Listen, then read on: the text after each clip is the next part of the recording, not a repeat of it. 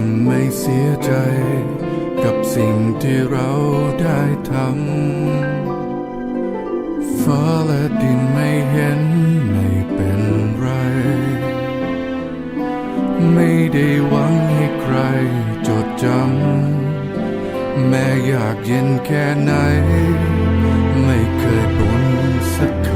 ำไม่มีใครจดจำแต่เราก็ยังภูมิใจ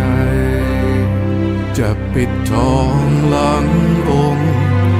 พระปฏิมาจะยอมรับโชคชะตาไม่ว่าดีร้าย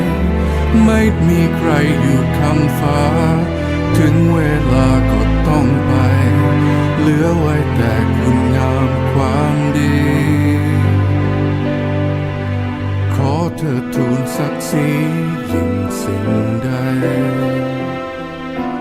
แม้แต่ลมหายใจ